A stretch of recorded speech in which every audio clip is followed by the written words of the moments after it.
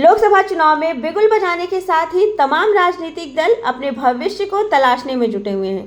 कोई एनडीए में अपना भविष्य खोज रहा है तो कोई इंडिया गठबंधन में अपना साथी खोज रहा है। नेता जनता के बीच जा रहे हैं और अपनी बातें बता रहे हैं। इस कड़ी में रविवार को बलरामपुर जिले के पचपेड़वा स्थित मंगलम मैरिज लॉन में पीस पार्टी के द्वारा उलेमा कॉन्फ्रेंस का आयोजन किया गया। इस कॉन्फ्रेंस में मुख्य वक्ता के तौर पर पीस पार्टी के राष्ट्रीय अध्यक्ष डॉक्टर आयूब खान पहुंचे थे।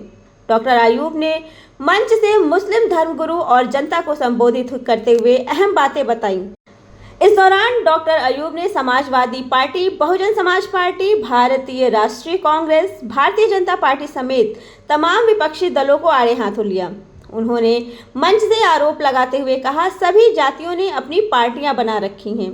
यादव समाजवादी पार्टी के साथ हैं तो दलित बहुजन समाज पार्टी के साथ। इसी तरह तमाम दल जातिगत आधार पर अपनी अपनी पार्टियों और नेताओं के साथ हैं, लेकिन मुसलमानों के पास अपना कोई नेता नहीं है। इस वजह से मुसलमान उन तमाम पार्टियों के दरी बिछने के काम कर रहे हैं। उन्होंने कहा कि मुसलमानों को एक होने की ज़रूरत है और अपना आमीर खोजने की ज़रूरत है।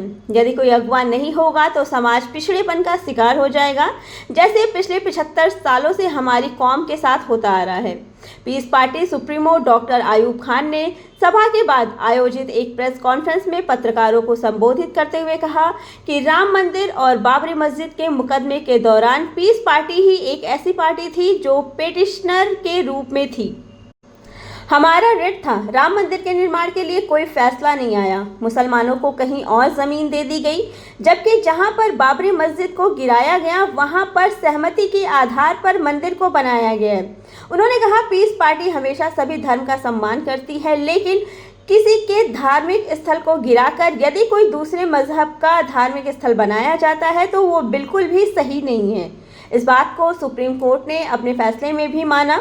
पत्रकारों ने जब डॉक्टर आयूब से 80 बनाम 20 और 20 बनाम 80 पर सवाल किया तो उन्होंने कहा, पीस पार्टी हमेशा सभी जातियों और धर्मों का सम्मान करती है। हम पूरी मानवता के विकास के लिए काम कर रहे हैं।